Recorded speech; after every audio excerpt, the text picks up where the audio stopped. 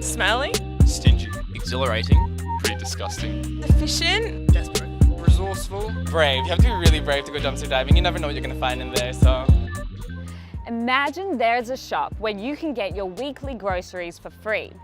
You don't have to wait in long queues at the self-checkout, and it's a strictly late-night activity. This shop exists, and it's as close as your local supermarket. In fact, it's your supermarket bins. This is dumpster diving.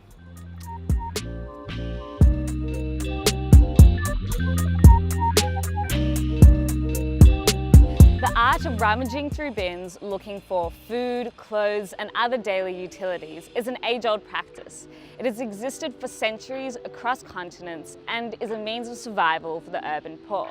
However, dumpster diving is a relatively new concept, and it came from the anti-consumerist ethical lifestyle known as freeganism, which emerged in the United States in the 1970s. The practice of dumpster diving has even spread as far as the streets of Sydney, and a growing demographic of young people are starting to adopt this practice as they advocate for more ethical forms of consumption and are against mass food wastage. But how well known is dumpster diving amongst mainstream Sydneysiders?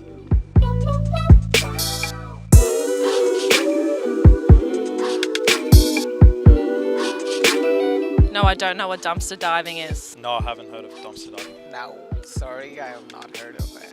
I didn't know what dumpster diving is. Dumpster diving. Is it just when people sort of search through rubbish bins for food and stuff? The supermarkets throw out expired stuff, and then you go in the dumpsters and get the food that I guess could still be eaten and take that home and eat it. I think it's amazing if you know the places and you could do it. Yeah, I think that's a good idea to reduce waste. What uni student hasn't thought of dumpster diving at one point in their lives? Personally, I would never dumpster dive.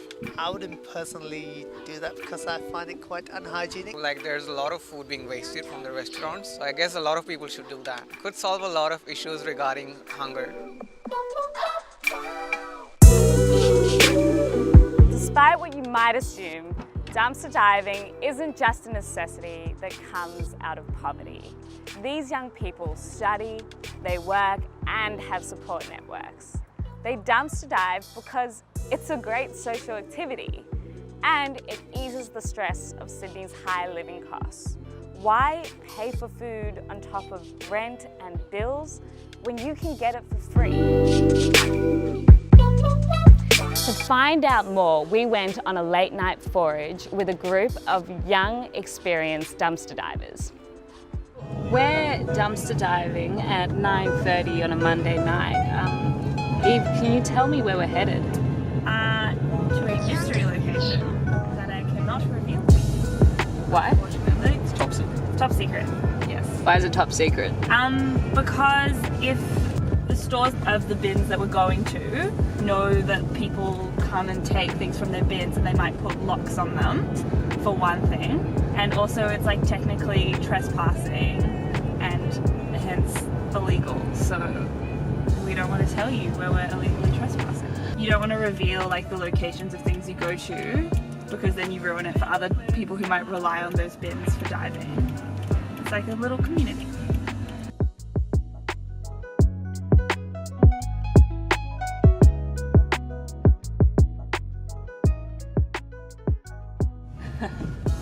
Yeah, some of the reasons that like people don't like it is it's because like if you're getting things for free from the bin, then you're not going to the store and paying money for it. So you're compromising their profit essentially. Yeah, this is like a bad byproduct of their business, basically. And like the reasons they throw things out are really ridiculous. I didn't expect the dumpster to be so high up. But it's got a nice step.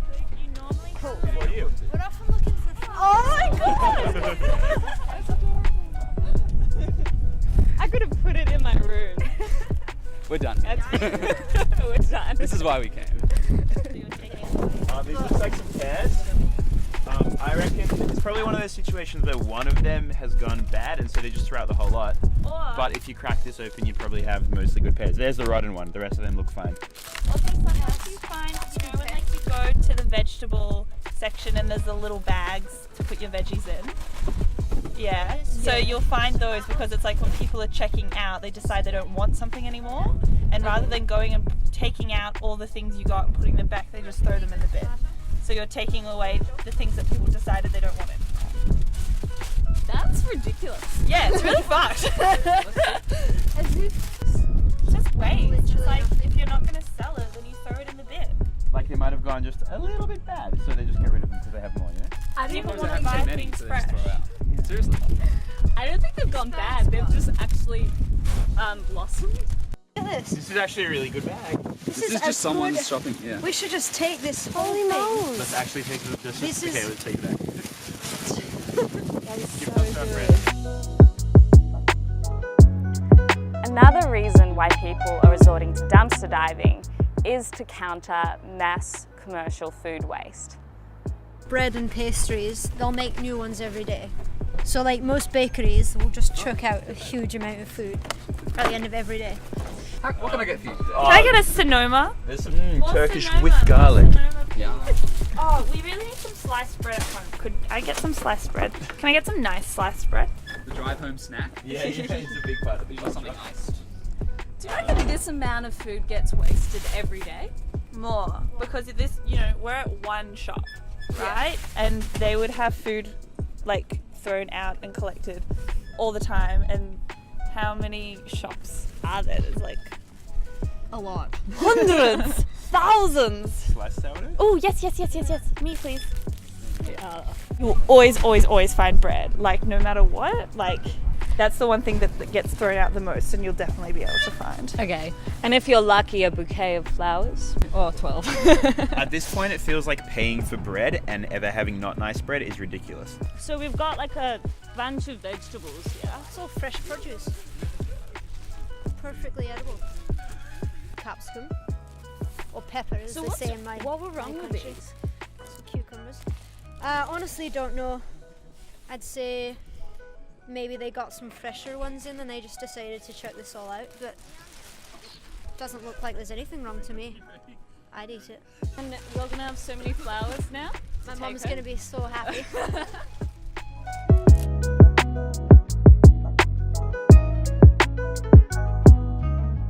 It says plastic only, no only. milk. Let's have a look inside. Hello. They all have sewing needles. You say there's no needle in this. To be honest, Actually, good strawberry. Because I was at East Gardens like 2 days ago and there was no strawberries. And I was would you like, like one? Now I know where they are. This happened to me once before, except it was avocados. that is fucked. Does the camera see you want strawberries? Straight out of the bin, it's fresh. You don't even need to cook it. It's a fruit salad. I can't believe I ate a strawberry from the bin. Especially post Needlegate. So we and the good thing is you can put your scraps. That is unbelievable amount of strawberries. I'm actually a bit claustrophobic.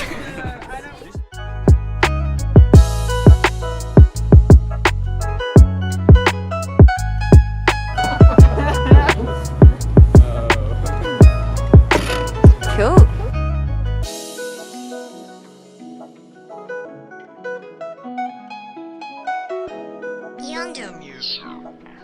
This modern day hunter-gatherer lifestyle still exists on the fringes.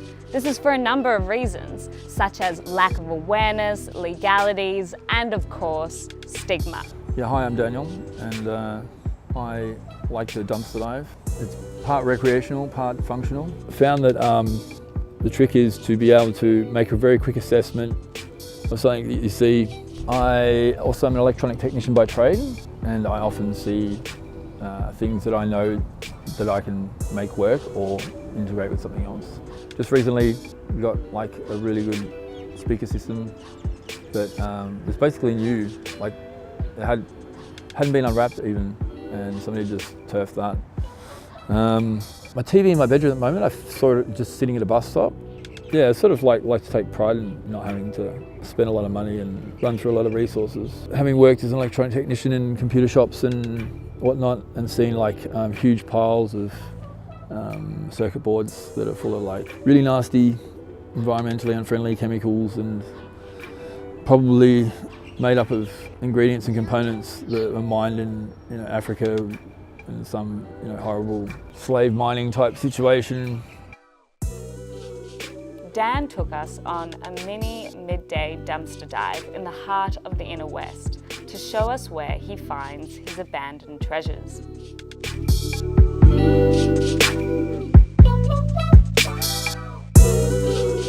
Okay, it's like a water pressure cleaner.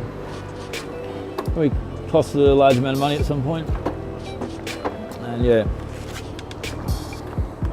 switch here is broken, which would be easy just to hardwire it so you don't need a switch, you just plug it in and it's on, and unplug it, it's off. It still functions as a pressure cleaner.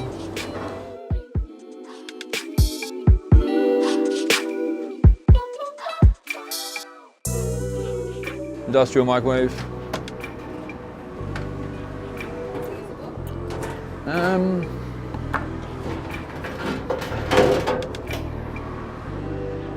Somebody's gone to the trouble of taking the cover off, so they must have had something wrong with it.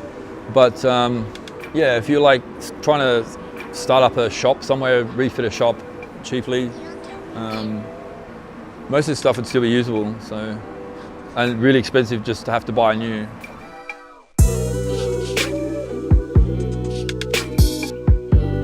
A niche practice doesn't just emerge out of a vacuum.